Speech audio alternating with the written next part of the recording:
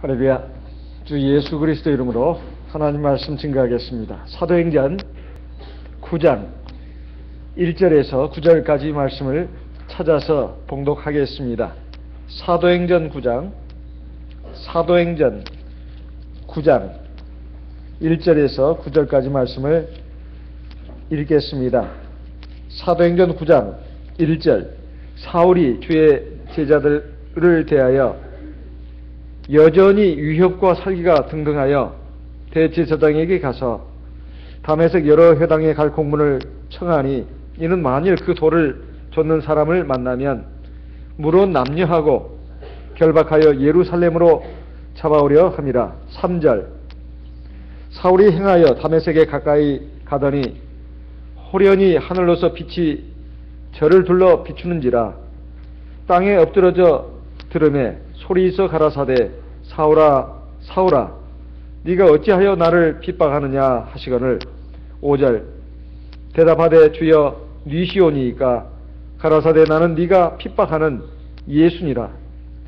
네가 일어나 성으로 들어가라. 행할 것을 네게 이를 자가 있느니라 하시니. 7절. 같이 가던 사람들은 소리만 듣고 아무도 보지 못하여 말을 못하고 섰더라.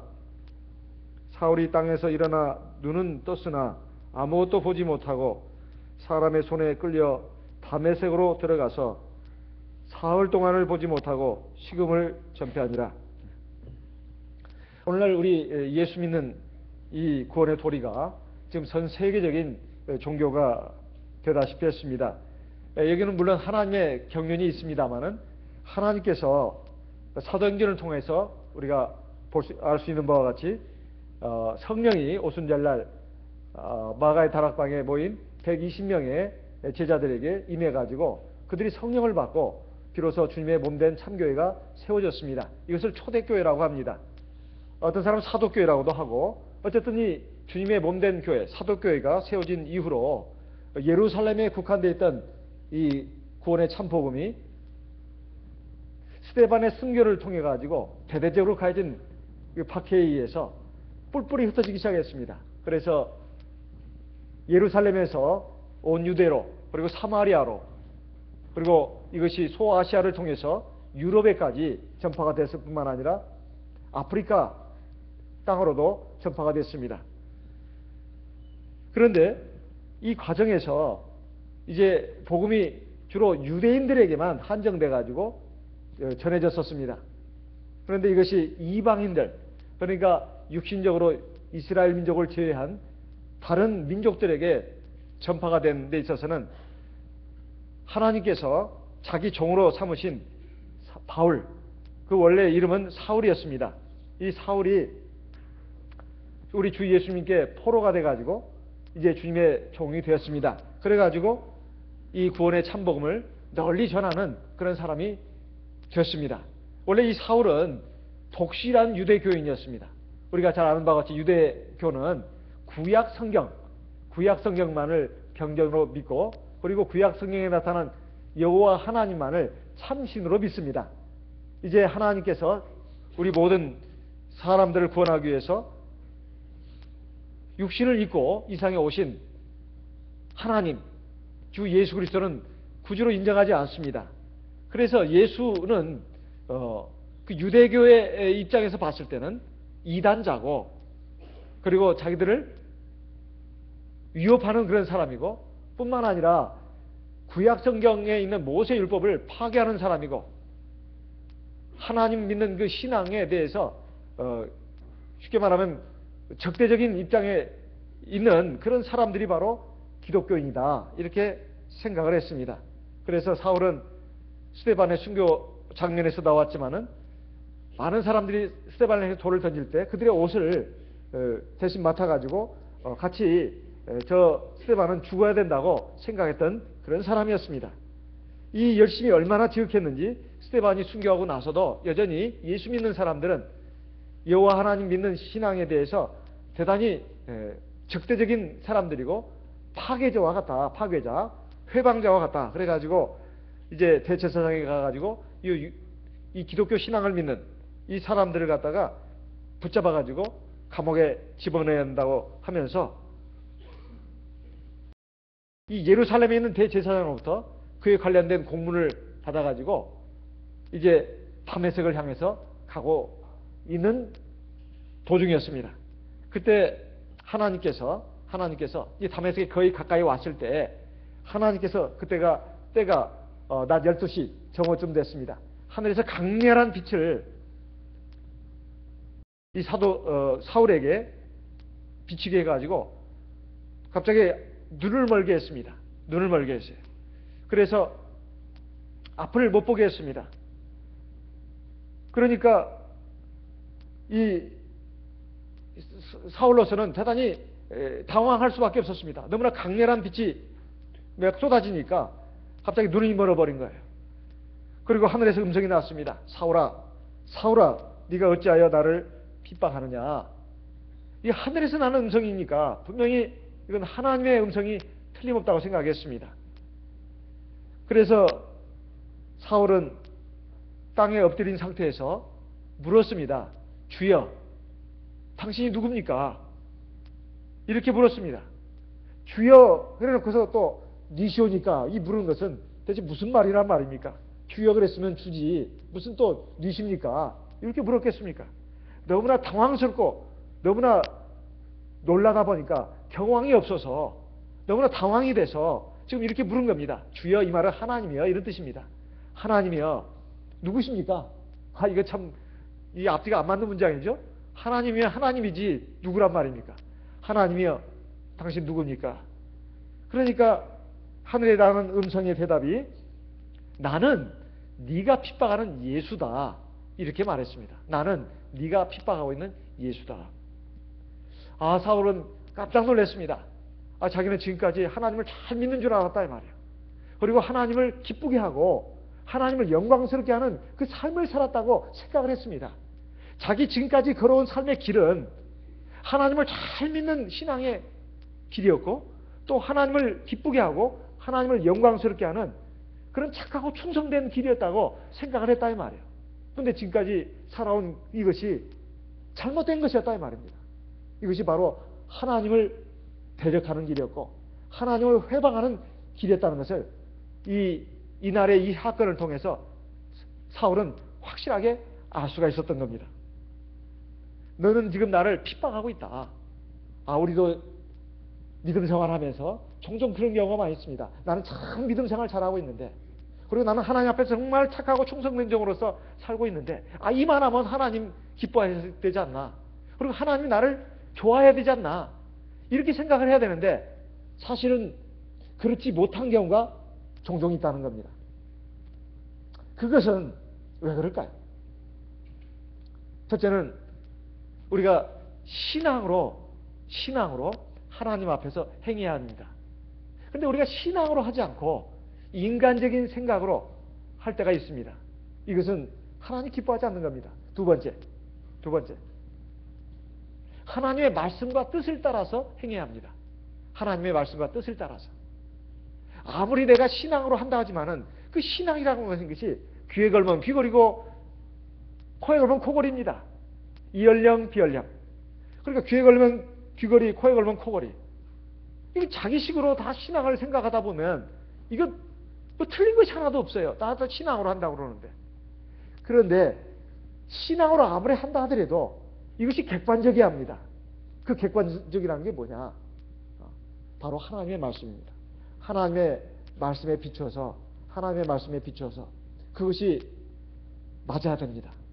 하나님의 말씀에 비춰서 맞지 않으면 그건 안 된다 이 말이에요. 그래서 우리가 신앙으로 하는 것은 다 기본입니다. 기본이에요. 근데 이것도 안 되는 경우도 많습니다.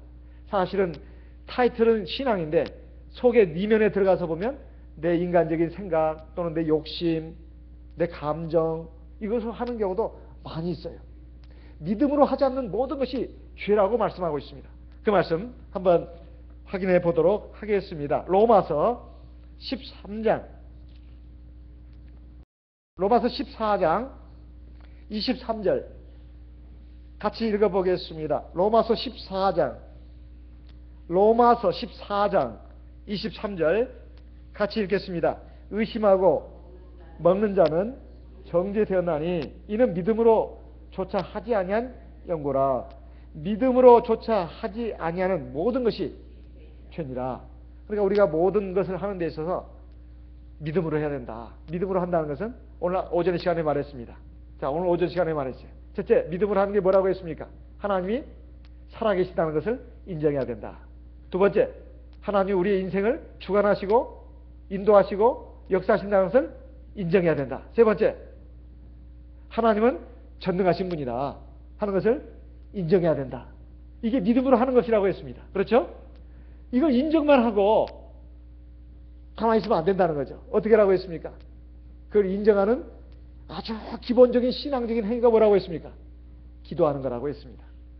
기도하는 것이 바로 하나님의 살아계신 것을 인정하는 것이고, 하나님이 내 인생을 주관하시고 섭리하시고 역사하시는 것을 인정하는 것이고, 또 하나님이 전능하신 분임을 인정하는 아주 기본적인 신앙적인 행위라고 말씀드렸습니다. 이 믿음으로 해야 된다 이 말이에요.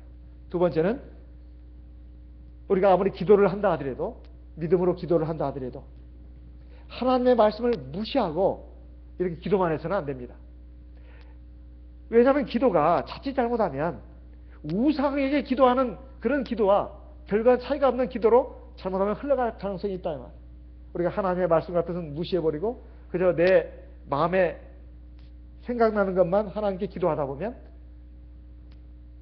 우리가 우상에게 기도하는 그 다른 사람들의 기도의 내용과 거의 차이가 없는 그러한 상태로 갈 수도 있다는 것입니다.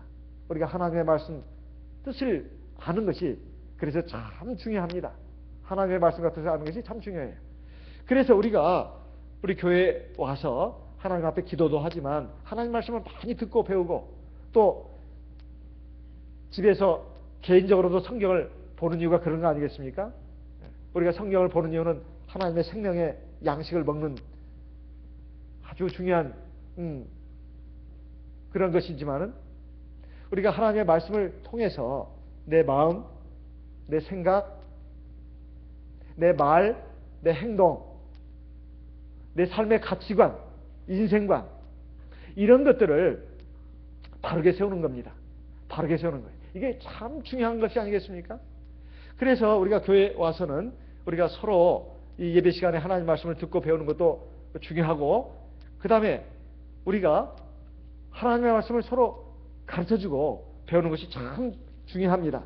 골로새서 3장을 보겠습니다. 골로새서 3장 16절. 골로새서 3장 16절 같이 읽어보겠습니다. 골로새서 3장 16절 말씀 같이 읽어보겠습니다. 그리스도의 말씀이 너희 속에 풍성히 거하여 모든 지혜로 피차 가르치며 권면하고 시와 찬미와 신령한 노래를 부르며 마음의 감사함으로 하나님을 찬양하고, 17절 또 무엇을 하든지 말에나 일에나 다 주 예수 이름으로 하고 그를 힘입어 하나님 아버지께 감사하라. 우리가 믿음 생활하는 가장 기본적인 그 장소가 이 교회입니다. 교회예요. 이 교회에서 우리의 믿음 생활에 가장 기본이 이루어지고 있고, 또 우리 믿음 생활의 그 중심지가 이 교회라고 할 수 있습니다. 우리가 교회에서 뿐만 아니라 가정에서도 세상에서도 믿음 생활을 잘 해야 되겠지만은, 특별히 우리가 이 교회에서 믿음 생활할 때 각자 세상 정보, 세상 지식, 이것은 인터넷 그 검색하면 많이 얻을 수 있습니다. 그리고 신문 보거나 또 TV 뉴스 보거나 또 라디오 뉴스 듣거나 그러면 우리 세상 돌아가는 정보도 많이 얻을 수가 있어요. 설령 세상에서 높은 학문은 쌓지 못해도 그 정보에 대해서는 아주 인터넷에 아주 잘 되어 있습니다. 단어 하나만 이게 치면은 그에 대한 정보가 쫙 나오는데, 그거 한번 보다 보면 눈이 아파가지고 나중에 머리도 아픕니다. 하도 많아가지고 꼬리에 꼬리를 물고 정보에 탐색할 수 있다 말이에요. 그냥 그런 것이 우리 속에 충분히 있어야 된다고 말하지 않습니다. 그리스도의 말씀이 우리 속에 풍성히 거해야 된다 이렇게 말씀하고 있어요. 왜 그럴까요? 사실 사람의 마음속에 뭐가 있느냐에 따라서 그 사람의 생각하는 방향, 그 사람의 마음이 그렇게 갑니다. 좋지 못한 것을 많이 보면 마음이 거기에 영향을 받아요. 그리고 좋지 못한 것을 들으면 거기에 마음의 영향을 받습니다. 제가 각지교회 심호할 때마다 우리 청년들에게 좋지 못한 영화 보지 말라고 그런 얘기를 하면 참 청년들이 왜 목사님이 그런 영화를 보지 말라고 하나, 목사님 보셨나? 전 보지 않았습니다. 보지 않았지만 신문 보면 알 수가 있어요. 내용이 아주 안 좋다 이 말이죠. 그거 보면은 그 마음에 영향을 받습니다. 영향을 많이 받는다 이 말이에요. 그러니까 좋지 못한 그런 건 보지 말고 좋은 걸 많이 봐라. 이렇게 말합니다. 우리가 세상에 살다 보면 좋은 것도 많이 보고 좋지 못한 것도 많이 보고 또 좋은 것, 좋지 못한 것 말고도 그 중간지대에 있는 것도 많이 보고 듣습니다. 하지만 우리가 이 하나님 앞에 나와서 이제 하나님 앞에 예배를 드리는 가운데 하나님의 말씀, 이게 제일 좋은 말씀 아니에요? 그걸 마음에 많이 담아두면은 이제 우리 마음이 정화가 됩니다. 정화가 돼요. 깨끗해진다 이 말이에요. 그래서 마음이 정화가 되면 입도 정화가 되고 눈도 정화가 되고 귀도 정화가 됩니다. 손과 발도 정화가 됩니다. 영적으로 그렇다는 뜻입니다. 그런데 이 안식일에 하나님 앞에 예배 드리는 데 있어서도 우리가 여기에 중점을 두지 않으면 그렇게 안 됩니다. 학교 다닌다 해서 다 공부 잘하는 건 아니잖아요. 학교 가도 선생님 말씀 듣지 않고 딴 그 친구들하고 장난만 치고 딴짓만 하면, 그리고 노는 것만 관심이 있으면 그 학생이 제대로 공부를 해서 우등생이 되겠냐 이 말이에요. 안 되는 겁니다. 학교에 가면 공부 열심히 하는 것이 기본이듯이 교회에 오면 하나님께 예배드리는 것이 기본입니다. 나머지는 다 부수적인 거예요. 보조적인 것입니다. 그래서 우리가 믿음 생활에 있어서 가장 중요한 거 바로 하나님 앞에 기도하고 그리고 하나님 앞에 하나님 말씀을 듣고 배우는 거. 그리고 이제 그렇게 은혜를 받으면 우리가 찬송을 하는 겁니다. 그리고 하나님 앞에 모든 감사를 드리는 거예요. 입으로 하나님의 은혜에 대해서 간증을 하는 겁니다. 하나님이 이렇게 나와 함께 하셨다. 하나님이 내 삶을 이렇게 도와주셨다. 하나님이 나를 이렇게 고통과 절망에서 건져주셨다. 또 하나님이 내가 잘못된 길을 걸어가는 것을 막으시고 올바른 길로 걸어가도록 나를 인도해 주셨다. 이런 것들을 자꾸 간증하는 겁니다. 그래서 하나님은 정말로 참 하나님이고 생명의 하나님이고 은혜와 진리의 하나님이다. 이걸 자꾸 이게 간증하는 겁니다. 오늘 하루 일과를 마치고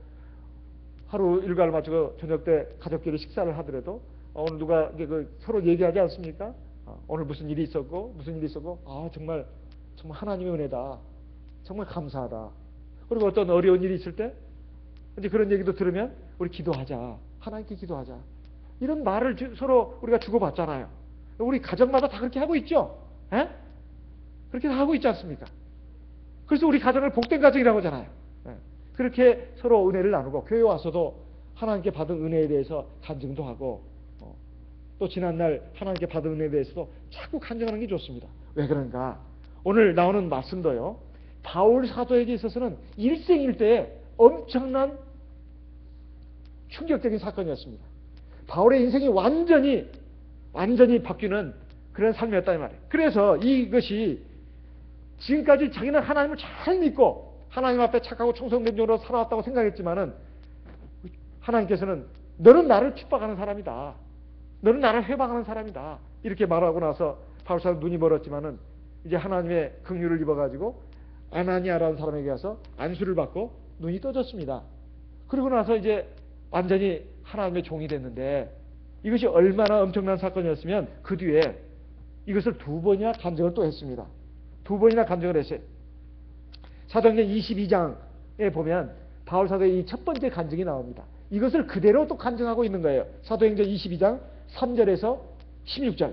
그리고 사도행전 26장에 가서는 또다시 자기가 이런 일을 겪었다는 것을 똑같이 간증하고 있습니다. 사도행전 26장에. 그러니까 이 바울 사도에 관한 이 간증은 사도행전 9장에만 기록된 것이 아니라 사도행전 22장에도 기록되어 있고 사도행전 26장에도 기록되어 있어요.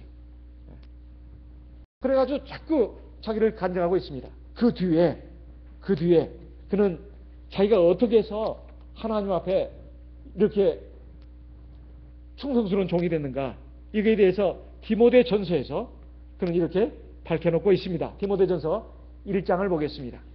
디모데전서 1장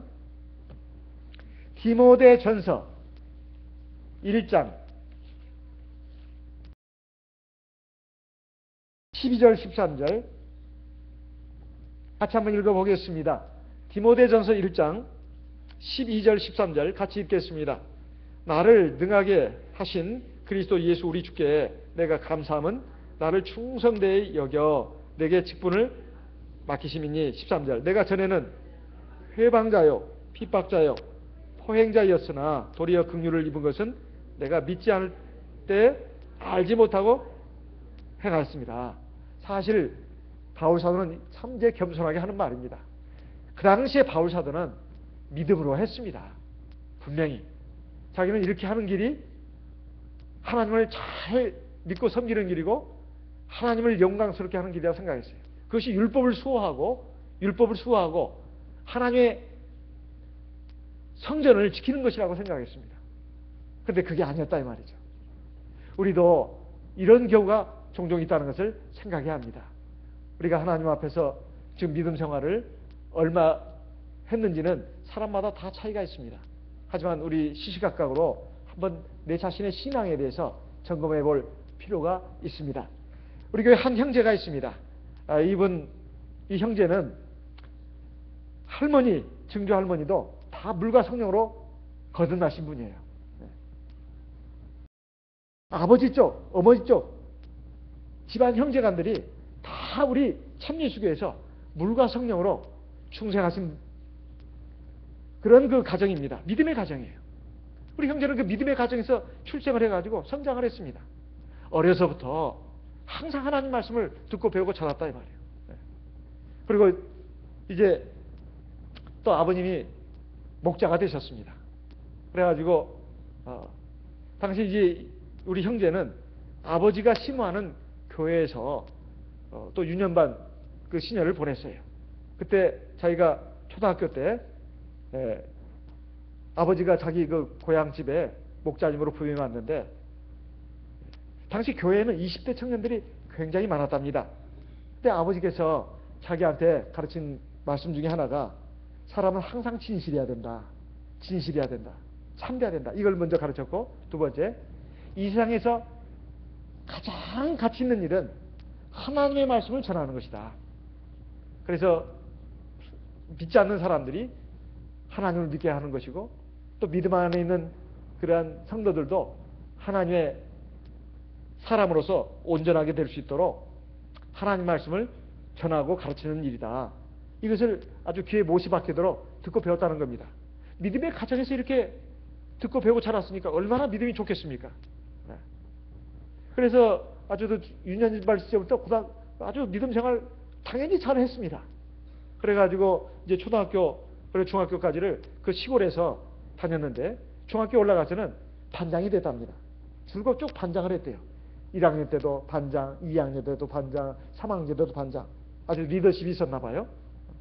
그런데 3학년 좀 이제 돼가지고 이제 아이들이 부쩍부쩍 크지 않습니까? 근데 우리 형제가 키가 그렇게 크진 않아요. 키가 크지 않습니다. 벌써 키 큰 애들은 중학교 때 되면 막 키가 굉장히 크지 않습니까? 그래가지고 그 키 큰 애들이 말을 안 듣는 거예요. 또 우리 형제가 성격이 온순한 편입니다. 성격이 온순한 편이에요. 그러니까 키도 크고 이제 막 그 힘도 센 그 반 친구들이 말을 안 듣는 겁니다. 이 반장 말을. 그러니까 거기에서 우리 형제가 굉장히 스트레스를 많이 받았어요. 그래서 노이로제에 걸렸습니다. 우울증에 빠졌어요. 갑자기 막 머리가 아프기 시작한 겁니다. 학교에 나오면 너무 힘들었어요. 머리도 아프고 애들 말도 안 듣고 그리고 학교 가는 것이 너무 막 지겨워지기 시작했습니다. 그래서 우울증에다가 또 여러 가지 막 그 스트레스로 해가지고 머리에 두통이 아주 심하게 됐어요. 머리가 막 빠개질지 아프고 눈이 막 빠져나오는 것처럼 아팠답니다. 그래서 도저히 학교 생활을 할 수가 없었어요. 그래가지고 중학교 3학년 때 이렇게 병이 심각하게 들었습니다. 그래서 결국 학교는 뭐 그만두지 못했지만 학교를 억지로 이게 겨우 다니다시피 했어요. 그래가지고 이제 큰 도시에 있는 고등학교 시험에 그 좋은 고등학교 시험을 봤는데 떨어졌습니다. 그래가지고 이제 후기 고등학교를 봤는데 그것도 또 떨어졌어요. 또 떨어졌습니다. 그래가지고 전기, 후기 다 떨어진 학생들이 가는 3차로 가는 학교. 그거는 정말로 공부 못하는 학생들만 가는 학교. 그 학교에 들어갔답니다. 그래가지고 삼리고등학교에 이제 들어가고 나니까, 자기가 보통 그 패배감, 열등감이 보통 심한 것이 아니었다는 거예요. 중학교 2학년까지는 그래도 공부를 그런 대로 잘했답니다. 근데 중학교 3학년 때 갑작스럽게 그 스트레스가 너무 과도하게 주어지다 보니까 우울증이 걸리고 또 두통이 너무 심해가지고 공부를 이제 못하게 돼가지고 결국 이 고등학교 시험에서 연거푸 실패하고 이제 공부도 다 이제 뭐 제대로 학교 갈 수 없는 그런 학생들만 모인 그런 학교에 들어가다 보니까 그 열등감, 그 좌절감, 그 낭패감 때문에 정말 너무 괴로웠다는 거예요. 너무 힘들었다는 겁니다. 내가 이런 학교를 다니고 있다니. 그래서 너무 스트레스가 심해가지고 그 고등학교를 다니다가 그만 중간에 그만두게 됐습니다. 고등학교를 자퇴하게 됐어요. 그래가지고 이제 시골에 가서 농사일을 했습니다. 집안에 이제 논이 뭐 좀 있었는데 그 농사일을 막 했다는 거예요. 그래서 그 아버지도, 목자님이신 아버님도 굉장히 그 고통이 많았답니다. 우리 이 큰아들이 이렇게 고등학교도 못 다니고 이렇게 이제 시골 집에 와서 농사를 지니 부모로서도 보통 근심 걱정이 아니었습니다.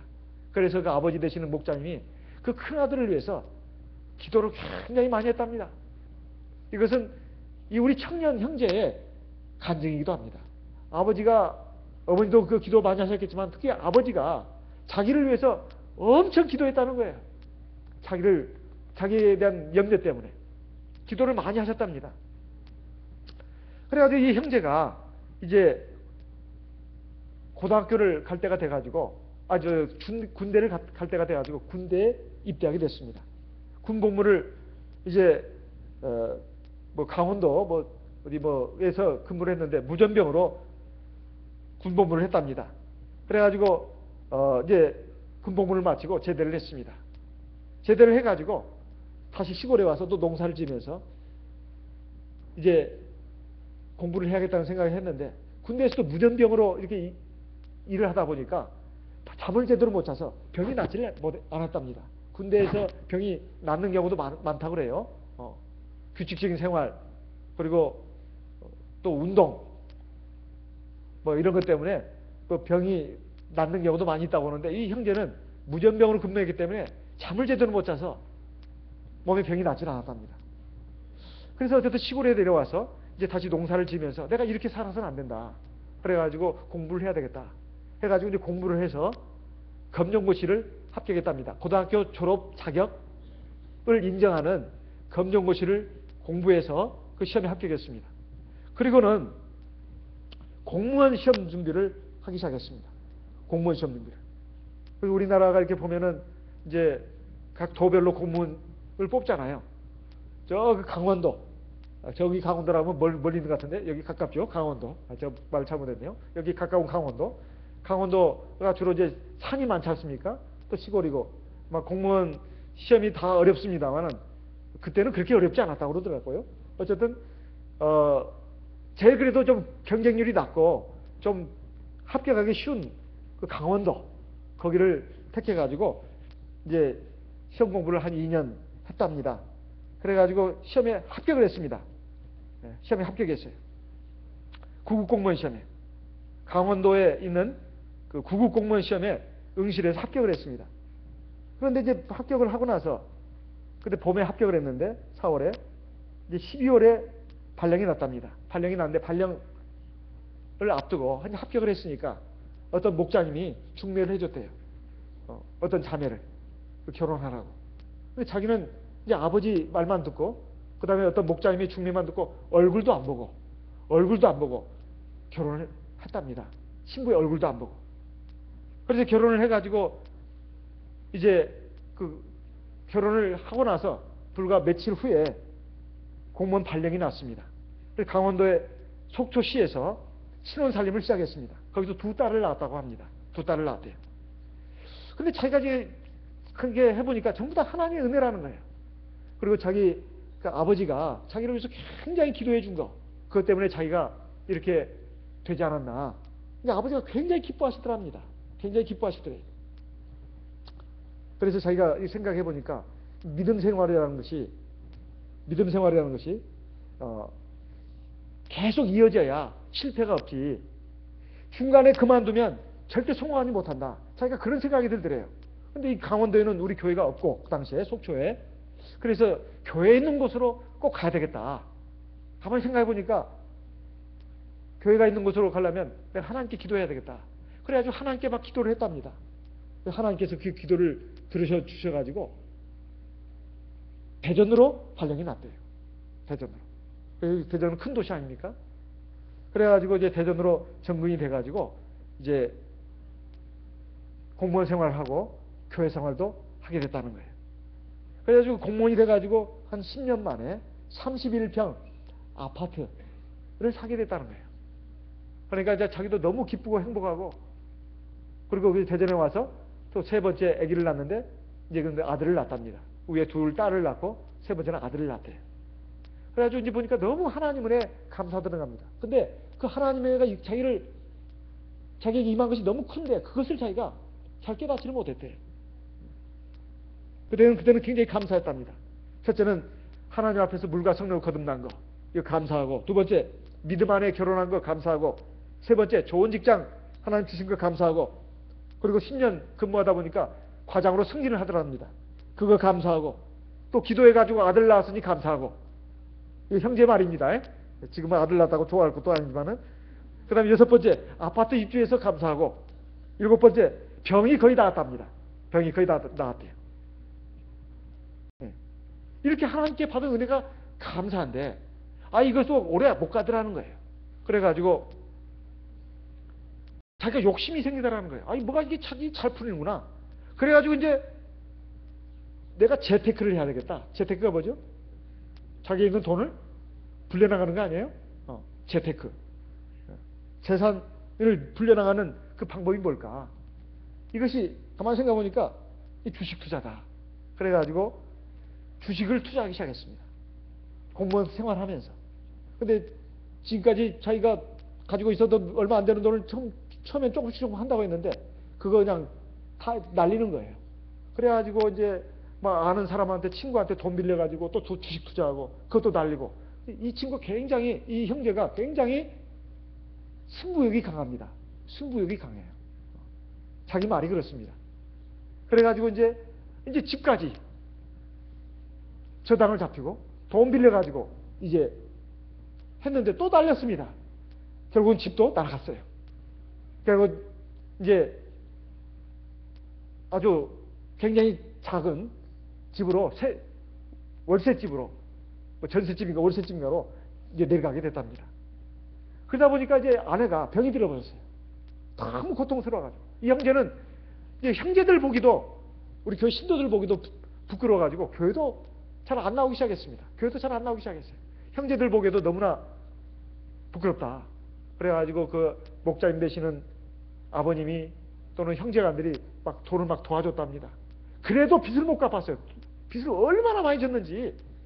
제가 알기로는 구체적인 액수는 내가 정확하게는 모르지만은 대충 그 들은 바에 의하면 10억이 넘는다고 합니다. 10억이. 빚이 10억이 넘는, 그러니까 갚고 나서도 10억이 넘는 그 엄청난 돈을, 그 빚을 졌다는 거예요. 그러니까 이제 막 그 빚쟁이들이 막 독촉을 하기 시작하는 겁니다. 돈 갚으라고. 또 우리 형제가 공무원이잖아요. 공무원. 그러니까 이제 막 굉장히 지금 어려운 상황입니다. 그런데 다행히 국가에서 채무조정제도라는 것이 이제 그 제도가 마련됐대요. 채무조정제도. 3년에서 8년간 그러니까 차압을 하더라도 기본적인 생활을 할 수 있도록 한다는 거예요. 월급을 차압을 붙이더라도 기본적인 생활만 할 수 있도록, 뭐 80만 원인가 뭐 최저 생계비 뭐 80만 원인가 100만 원만 하고 나머지는 전부가 다 빚을 갚는 대로 들어가는 거예요. 우리 형제가 참 공무원 생활 이제 10년 뭐 이상 뭐 20년 가까이 하다 보니까 봉급이 굉장히 많았답니다. 봉급이 굉장히 많았대요. 그래가지고 이것을 거의 한 100만 원 정도만 받고는 나머지는 전부 다 빚쟁이들한테 이제 가는 것이었습니다. 그것을 어느 정도 해야 하느냐? 74개월. 74개월. 그러니까 파산 성분을 받은 건데 74개월에 걸쳐서 그걸 다 갚으라고. 74개월이면 6년 2개월입니다. 그 사이에 이제 자매님은 또 밖에 나가서 일을 해야 되고 또 구멍가게도 하고 그래가지고 이제 그 자녀들의 혼란, 갑자기 이제 막 추락을 하니까 이제 막 그 고통이 말로 다 할 수가 없었나 봅니다. 자매님이 몸이 아프기 시작했어요. 그래가지고 이 자매님은 그래도 참 믿음이 좋은 분이었습니다. 그래가지고 교회를 열심히 나오는데 그 자매님이 어느 날은 이제 우리 교회 이제 형제가 저 태워다 주는데 교회를 안 들어오더라는 거예요. 그래서 제가 말했답니다. 당신 이 교회 안 들어오면 당신하고다가 이혼이라고. 이제 이 집안 망하게 하는 것은 그래도 용서할 수 있다 이게. 하지만 하나님 믿지 않는 것은, 교회 안 나오는 것은 절대 용서할 수 없다. 도대체 언제까지 그렇게 살 것이냐. 그렇게 아주 그 자매님이 아주 강하게 얘기했답니다. 교회 안 나오면 이혼이라고. 당신하고 더 이상 살 이유가 없다고. 그러니까 그 형제가 아무 소리 않고 교회를 나오더랍니다. 그래가지고 교회를 열심히 나와가지고 이제 막 봉사도 하고 겸손하게 정말 믿음 생활도 열심히 하고 그러다 보니까 이제 교회에서는 임원으로 뽑아주기도 하고 그랬습니다. 임원으로 뽑아주기도 하고. 제가 이제 거기에 교회에 부임을 하게 됐어요. 그랬더니 그 여러 임원들 가운데 그 형제가 한 사람이었습니다. 정말로 열심히 교회 봉사하고 예배에 빠지는 적이 없더라고요. 특별한 일이 아니고서는 예배에 빠지는 적이 없어요. 그리고 겸손하게 아주 남신도 일이다 교회 일 여러 가지로 봉사를 많이 합니다. 그래서 그 간증을 그 형제가 직접 저한테도 했고, 그리고 한 달에 한 번씩 있는 안식일 오후에 기도회가 있는데 그때 본인이 나와서 간증을 했는데 아주 상세하게 하더라고요. 그러면서 저도 은혜를 받고 신도들도 은혜를 많이 받았습니다. 그런데 이제 그 빚을 거의 다 갚고 이제 그 간증하는 시점에 이제 4개월이 남았다는 거예요. 빚을 거의 다 갚았다는 겁니다. 그런데 최근에 학교에서 자기가 이제 그 대학교 교직원으로 근무하고 있습니다. 이제 승진을 해야 되는데 학교에서는 승진 대상자 가운데 2등을 했답니다. 대전 전체 시에서는 6등을 했대요. 승진 대상자 가운데. 근데 본래 자기 학교에서는 1등이 돼야 되고 대전에서는 5등 안에 들어야 승진이 된답니다. 근데 승진 어쨌든 그 시험에 참여할 수 있는 그 자격은 돼가지고 그냥 갔답니다. 그래도 거의 가능성이 없었다는 거예요. 학교에서는 1등으로 올라가야 되고 대전시 전체에서는 5등 안에 들어야 되는데 자기는 학교에서는 2등이고 대전에서 6등이었다는 거예요. 그런데 이번에 저희가 승진하지 못하면 앞으로 승진할 가능성은 이제 없다는 거예요. 그래서 이제 승진에 관해서 면접 시험이 있었습니다. 그래서 자기는 하나님께 기도했답니다. 하나님, 나에게 이번에 좋은 길을 열어주십시오. 그러면 하나님 앞에 더 충성하고 싶습니다. 이렇게 해가지고 이제 기도를 했는데 면접 시험에 가니까 평소에 그 면접에 그 시험에 나오는 그것은 굉장히 좀 그래 다양하답니다. 그런데 참 다행히 자기가 준비했던 문제가 나왔대요. 그래가지고 그것을 잘 답변했답니다. 근데 같이 갔던 자기 학교 동료, 자기보다 순위가 높았던 동료는 떨어졌대요. 승진해서. 자기가 승진이 됐습니다. 그래가지고 승진이 되면 뭐 월급이 100만 원인가 더 나온다나요? 제가 듣기로는 뭐 그렇게 들은 것 같습니다.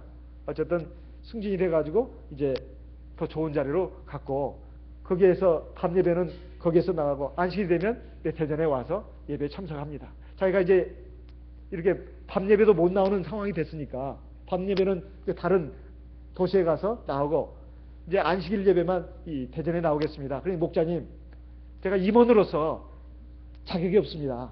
밤 예배를 못 나오니까. 그러니 내놓더라고요. 그래서 제가 만류했습니다. 그래도 내놓더라고요. 저 정신이 참 저는 바르다고 생각했습니다.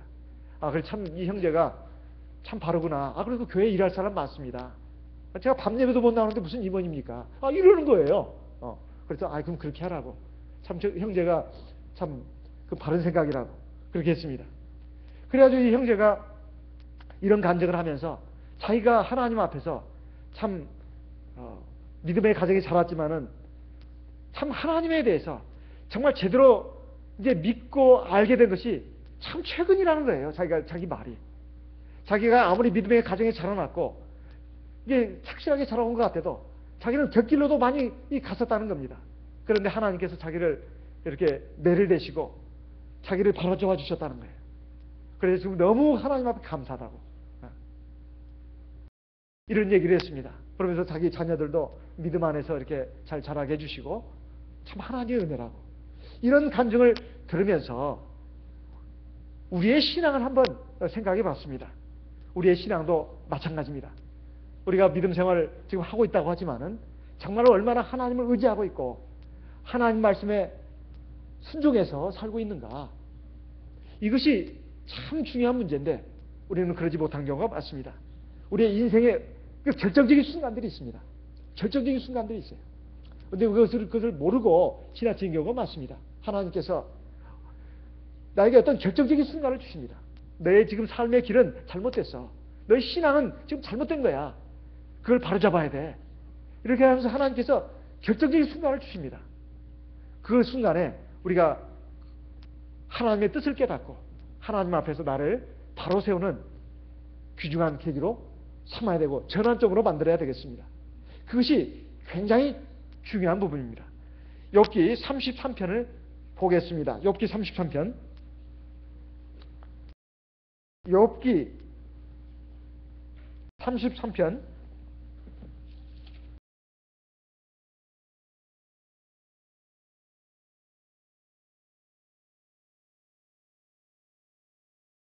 33편 14절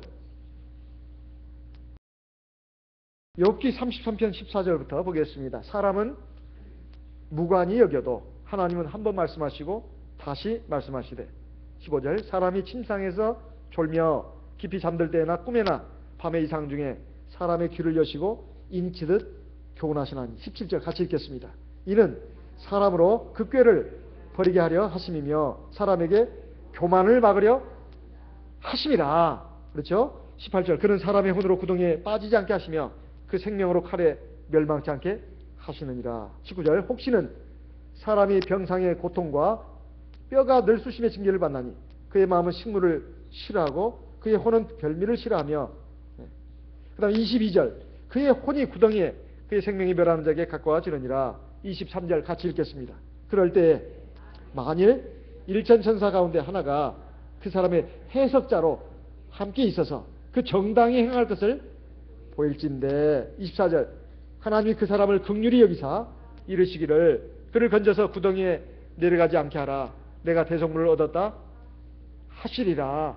26절 또 읽겠습니다. 26절 그는 하나님께 기도함으로 하나님이 은혜를 베푸사 그로 자기 얼굴을 즐거이 보게 하시고 그 사람에게 그 의를 회복시키느니라. 27절 그가 사람 앞에서 노래하여 이르기를 내가 전에 범죄하여 시비를 바꾸었으나 내게 무익하였었구나. 시비를 바꿨다는 말은 뭡니까? 옳고 그른 것을 뒤바꿨다 이 말이에요. 이게 옳은 것인데 이걸 맞는 것으로 알고 이게 옳은 것인데 틀린 것으로 알고 이게 틀린 것인데 맞는 걸로 알고 시비를 바꾼 거예요. 이렇게 내가 살아왔구나. 이건 정말 잘못된 것이다. 이걸 비로소 알았다는 거예요. 알게 된다는 겁니다. 28절 같이 읽겠습니다. 하나님이 내 영혼을 건지사 구덩이에 내려가지 않게 하셨으니 내 생명의 빛을 보겠구나 하리라. 29절 하나님이 사람에게 이 모든 일을 제3 행하심은 이 30절 그 영혼을 구덩이에서 끌어 돌이키고 생명의 빛으로 그에게 비치려 하심이니라. 우리가 하나님께서 우리 인생 가운데 저와 여러분의 인생 가운데 그 순간순간마다 나는 의식을 못하더라도 하나님이 그 결정적인 순간이야 하가지고 우리에게 그 전환점을 주시는 경우가 있는데 우리가 그걸 잘 깨닫지 못하고 어리석게 자꾸 불신앙으로 불순종으로 내 고집대로 내 생각대로 세상 사람들 사는 방향대로 그렇게 그냥 막 가는 경우가 있는데 이것은 잘못된 것이라는 겁니다. 그래서 하나님은 우리를 사랑하시기 때문에 당신의 백성이고 당신의 자녀이기 때문에 우리를 계속해서 이렇게 깨우친다는 겁니다. 말씀으로, 때로는 병상의 고통으로, 때로는 구덩이에 빠지게 해가지고 허우적거리게 합니다. 그러면 사람은 굉장히 약해가지고 평상시에는 굉장히 자기가 강한 사람처럼 생각합니다. 그리고 굉장히 교만하고 어리석어요. 상당히 많은 사람들이. 그런데 한번 죽을 지경까지 한번 빠져보세요. 처음에는 뻗댑니다. 원망합니다. 나중에는 원망해도 쓸데없고 불평해도 쓸데없고 한숨 쉬어도 쓸데없어요. 그때는 하나님을 찾고 하나님 앞에 철퍼덕 엎어져가지고 이제 눈물 콧물 흘리면서 자기를 돌아봅니다. 하나님의 말씀에 자기를 비춰본다 이 말이에요. 이건 참 복된 시간입니다. 새롭게 태어납니다. 그리고 인생의 전환점으로 들어선다 이 말이에요. 그럼 하나님이 다 그동안 고통스러웠던 거, 상처받은 거 다 치료해 주시고 그 의의를 회복시켜 주십니다. 그리고 한량없는 빛을 내려주시는 거예요. 복을 주시고 은혜를 주신다는 겁니다.